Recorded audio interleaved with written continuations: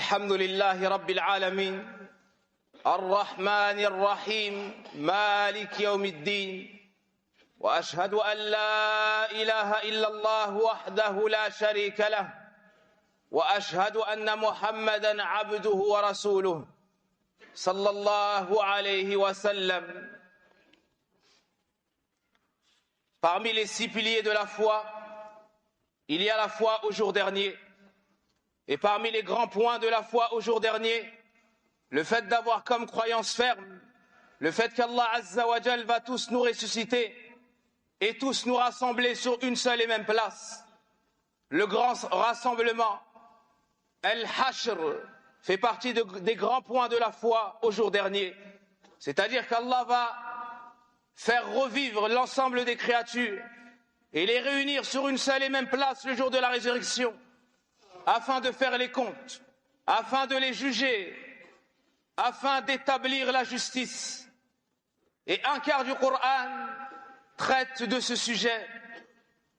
Dans Surat Qaf, Allah nous dit, selon la traduction des sens de ce verset, le jour où la terre se fendra, les rejetant précipitamment, c'est-à-dire les morts en son sein, les rejetant précipitamment, ce sera un rassemblement facile pour nous. Dans Surat At-Taghabun, le jour où il vous réunira pour le jour du rassemblement, ce sera le jour de la grande perte. Dans Surat Al-Waqi'ah, en vérité, les premiers et les derniers seront réunis pour le rendez-vous d'un jour connu. Dans Surat et dans le Bukhari Muslim, le prophète sallallahu alayhi wa sallam nous dit: certes, Allah rassemblera les premiers et les derniers sur une seule et même place.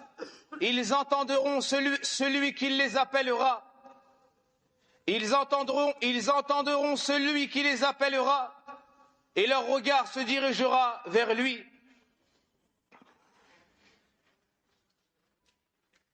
Allah subhanahu wa ta'ala va tous nous ressusciter, va tous nous rassembler sur une seule et même place.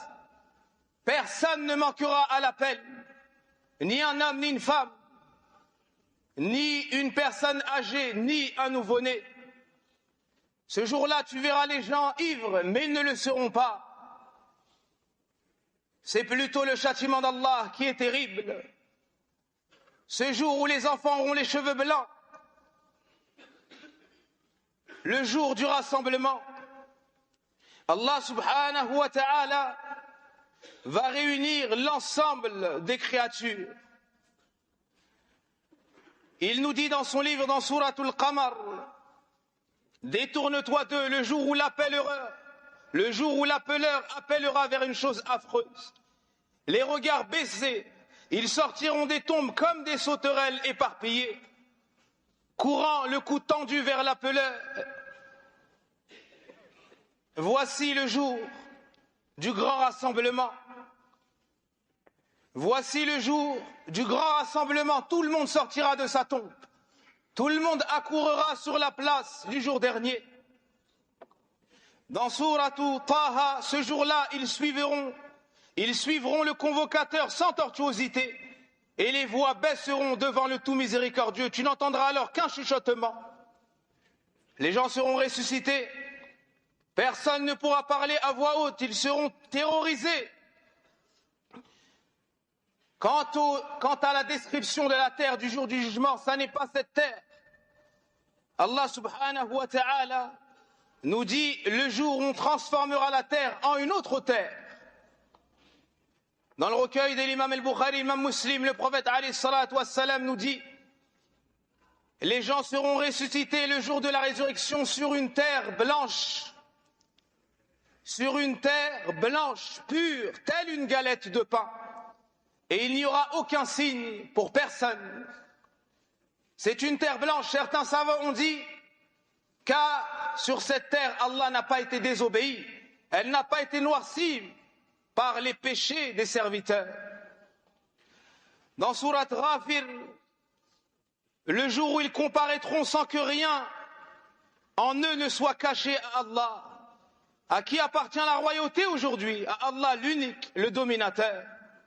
Ibn Kathir nous dit, ils seront apparents. Tout le monde sera apparent, personne ne pourra se cacher.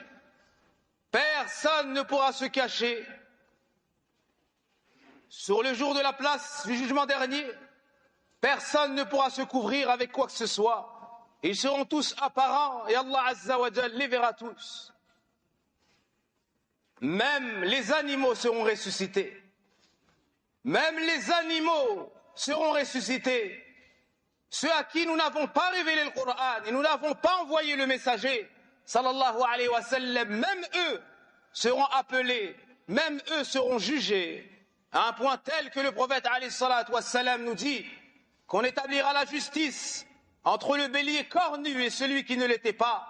On lui accordera des cornes afin qu'il remette les coups qu'il a subis. Dans Sourate Kahf, Al-Kahf, Allah nous dit: le jour où nous ferons marcher les montagnes et où tu verras la terre nivelée, c'est-à-dire comme une plaine, et nous les rassemblerons sans en omettre un seul, il ne manquera personne à l'appel. Tout le monde sera rassemblé pour le jour de la résurrection.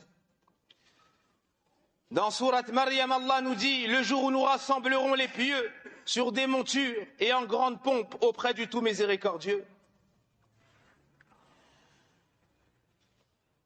Il nous dit également le jour où les fauves seront ressuscités. Quant à la description des gens, le jour du grand rassemblement. Quant à notre description, le jour du grand rassemblement, nous serons ressuscités d'une manière qui montre la grande puissance d'Allah Azza wa Jal, sa volonté et sa pleine capacité. Le prophète sallallahu alayhi wa sallam nous dit: ô vous les gens, vous allez être ressuscités, pieds nus, nus et non circoncis. Puis il a récité la parole d'Allah dans Sourate Al-Anbiya: tout comme nous vous avons fait, tout comme nous avons commencé, nous la recommençons. Allah nous a créés et il nous refait à nouveau comme nous l'avons été, nus, pieds nus, non circoncis. Et le premier qui sera habillé sera Ibrahim alayhi salam. Certains savants ont dit car lorsqu'il a été jeté dans le feu par son peuple, le feu a brûlé ses vêtements où il a été dénudé. Le prophète sallallahu alayhi wa sallam nous dit que les gens seront ressuscités de 3 manières différentes, dans 3 catégories différentes. La première, ceux qui sont ressuscités et marcheront à pied. La deuxième, ceux qui sont ressuscités et seront sur des montures. La troisième, écoutez bien la puissance d'Allah Azza wa Jal, ceux qui sont ressuscités sur leur visage. Alors un compagnon a dit au messager d'Allah: mais comment pourront-ils marcher sur leur visage? Le prophète sallallahu alayhi wa sallam a répondu: celui qui a été capable de les faire marcher sur leurs pieds dans ce bas monde est pleinement capable de les faire avancer sur le visage dans l'au-delà. Alors ils essayeront d'éviter les épines et d'éviter toute chose nuisible. Les gens seront ressuscités par paire, par groupe, les gens pieux avec les gens pieux, les pervers avec les pervers, les égarés avec les égarés. Allah subhanahu wa ta'ala nous dit dans le Coran, dans Sourate Maryam, le jour où les gens pieux sont ressuscités vers le tout miséricordieux et que les pervers seront conduits au feu de l'enfer. Allah subhanahu wa ta'ala nous dit également: ressusciter ceux qui étaient injustes et ceux qui leur ressemblent, ainsi que ceux qu'ils adoraient.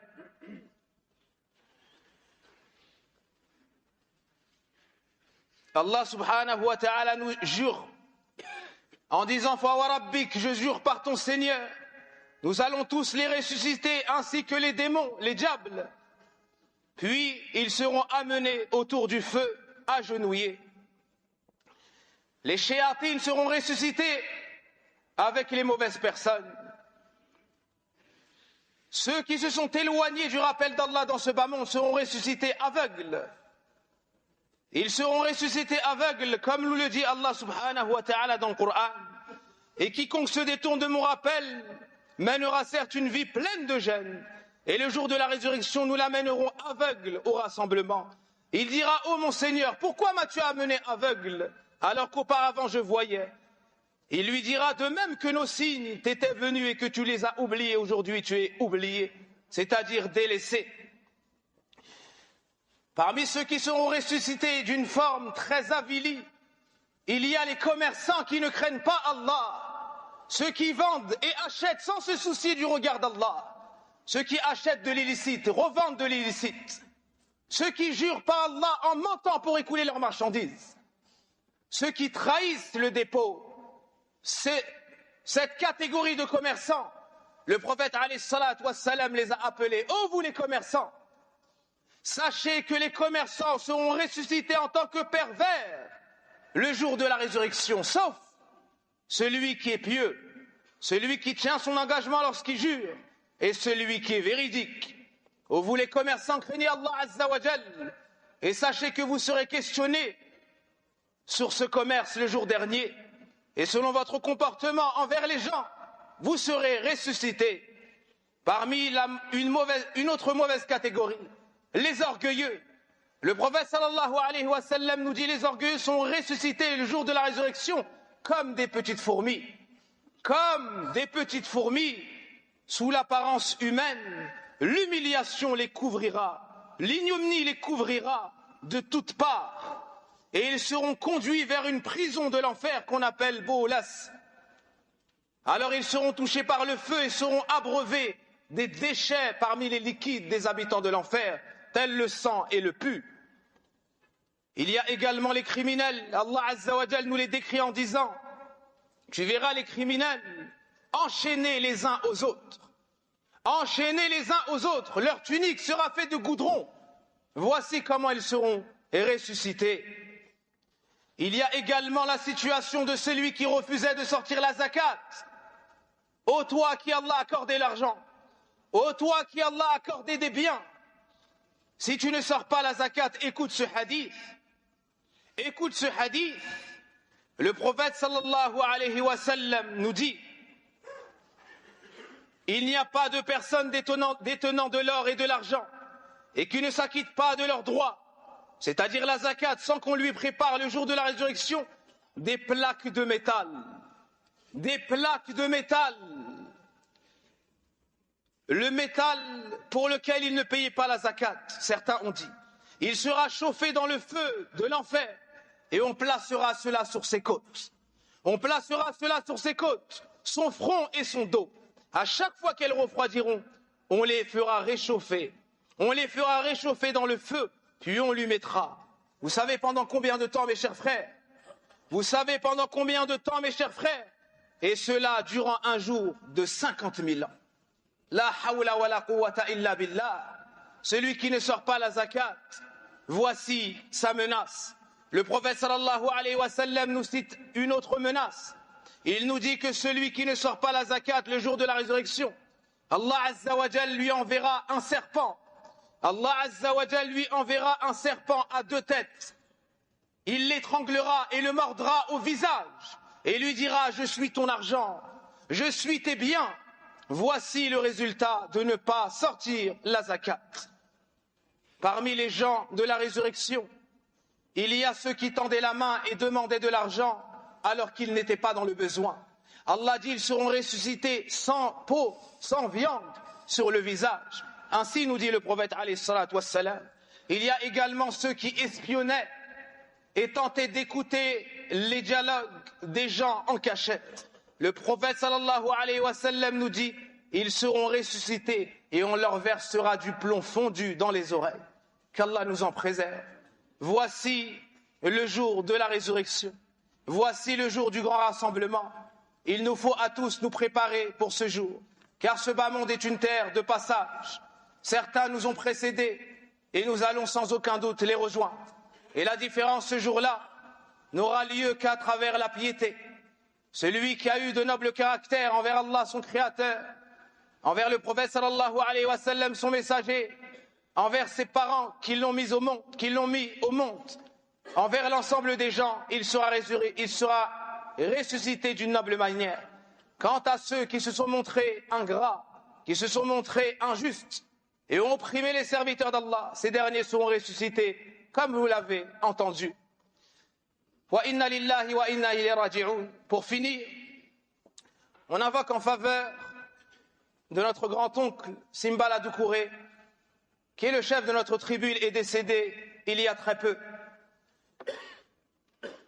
C'était l'un des plus âgés de la mosquée et il a occupé de nombreuses années les premiers rangs de cette mosquée. Il s'est prosterné, incliné et adoré Allah Azza wa Jal dans cette mosquée et dans d'autres.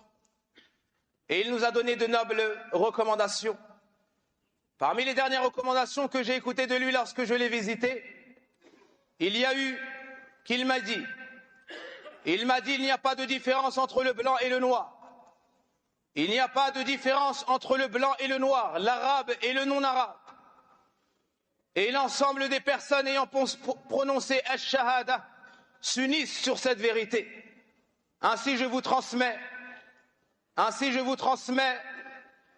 cette noble parole qui est en réalité le conseil du prophète alayhi salatu wassalam, qui est en réalité le conseil du prophète sallallahu alayhi wa sallam. On invoque donc Allah en sa faveur. Allahumma aghfir lahu warhamhu wa'afihi wa'fu anhu warfa' darajatihi fil jannah. Allahumma aghfir li abaina wa ummahatina. Allahumma aghfir li abaina wa ummahatina. Wa salli Allahumma wa barik ala nabiyyina Muhammadin wa ala alihi wa sahbihi ajma'in. Subhanaka Allahumma wa bihamdik. Ashhadu an la ilaha illa ant.